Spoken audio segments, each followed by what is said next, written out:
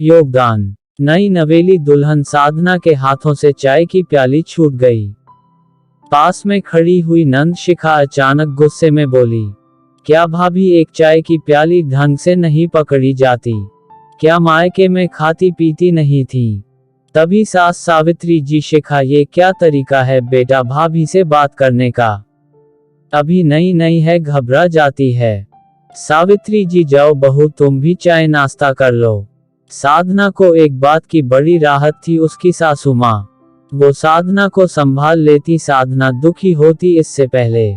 सासू माँ का हाथ उसके सिर पर आ जाता और वो प्यार से उसे संभाल लेती। साधना एक साधारण परिवार से आए एक अमीर घर की बहू बनके राज ने अपनी पसंद मम्मी पापा को बताई। लड़की अच्छी है, परिवार भी अच्छा है। पिताजी सरकारी टीचर थे और जिस घर की वो बहू बनी, ज्वेलरी सोने चांदी के व्यापारी का अमीर शानो शौकत वाला रईस घर था। साधना इतने बड़े घराने की इकलौती बहू थी, क्योंकि राज 3 बहनों में इकलौता भाई था और बहनों की शादियां भी हो चुकी थी, पर एक ना एक मायके में बनी रहती। साधना की 3 नंद एक जाती तो दूसरी आ जाती, इस प्रकार आना जाना लगा रहता। साधना की तीनों नंद अमीरी में पली बड़ी थी तो थोड़ा जुबान की भी तेज थी, लेकिन सासू माँ सावित्री जी एकदम सीधी साधी उच्च संस्कारों वाली बहुत ही सुलझी हुई थी। अभी साधना की शादी को 1 महीना ही हुआ है और अभी तक घर का सब काम काज माँ जी ही संभाल रही थी। ससुर दीनदयाल जी दुकान पर जाने का समय हो गया था, जल्दी से खाना लगा दो। सावित्री जी, बेटा साधना तुम खाना लगा दो, मैं तैयारी कर देती हूँ। साधना ने टेबल पर खाना लगा दिया। दीनदयाल जी ने खाना खाया और हाथ पोंछने के लिए तौलिया मांगा तो वहां कोई नजर नहीं आया। तब दीनदयाल जी जोर जोर से चिल्लाने लगे। इतने में साधना आए और ससुर जी के हाथों में तौलिया दिया और अपनी ही साड़ी में उलझकर गिर गई। ये क्या, तुम्हें चलना भी नहीं आता? ससुर जी ने कहा। तभी सासू माँ बोली, अरे कोई बात नहीं है, आप दुकान पर जाइए, मैं संभालती हूँ। साधना की आंखों से आंसू बहने लगे तो सासू माँ बोली, अब खुद ही तो गिरी हो और रोना किस बात का, तुम्हें किसी ने धक्का थोड़ी ही मारा है।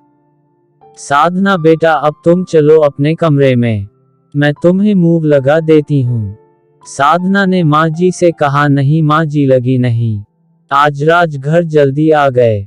साधना के साथ मूवी देखने का प्लान था। राज, अभी तक तुम तैयार नहीं हुई, जल्दी करो। कुछ समय के बाद राज ने दोबारा साधना से कहा। साधना जल्दी से तैयार होकर राज के साथ चल तो दी, लेकिन वो इतनी हड़बड़ा गई। राज के बार बार कहने पर साधना को समझ में ये नहीं आ रहा था कि हर कोई इतनी जल्दी में क्यों रहता है, हर कोई काम के लिए सब जल्दी जल्दी ही क्यों करते रहते हैं। साधना के मन में यही सब बातें चल रही थी। उसी समय सासू माँ, साधना बेटा तुम किस सोच में पड़ी हुई हो? साधना, हाँ माँ जी, नहीं कुछ नहीं। माँ जी, क्या आप भी कभी मेरी जैसी थी? माँ जी, हाँ बेटा, बिल्कुल तेरी जैसी ही थी। कोई तेज आवाज में बोलता था तो डर जाती थी। भरा पूरा परिवार, सास ससुर देवर नंद सभी थे और सभी को जल्दी ही रहती थी। कोई इधर से आवाज देता तो कोई उधर से, और जल्दी में घबराहट में काम बिगाड़ देती थी। पर इस सब में राज की दादी, मतलब मेरी सासू जी, वो बहुत अच्छी थी, वो मुझे संभाल लेती थी। मैं भी एक साधारण परिवार से थी और मेरे मन में ये भी रहता था कि मैं इनके मुकाबले गरीब परिवार से हूँ, और तब मैं भी बड़ी घबराए और संकुचाई सी रहती थी, काम बिगाड़ देती थी। पर तेरी दादी सास मुझे संभाल देती थी।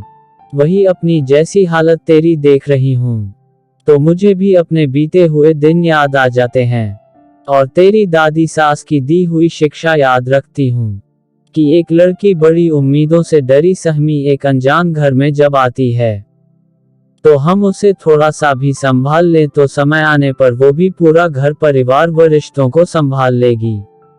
और इस काम में अहम योगदान एक सास का प्यार बहुत काम आता है। पति का प्यार और सपोर्ट तो रहता ही है, लेकिन एक गृहस्थी को बसाने के लिए सास का बहुत बड़ा योगदान रहता है। साधना अपनी प्यारी सी सासू माँ के गले लग गई, और उसे ऐसा महसूस हुआ कि मानो वह अपने माँ के गले लग रही हो।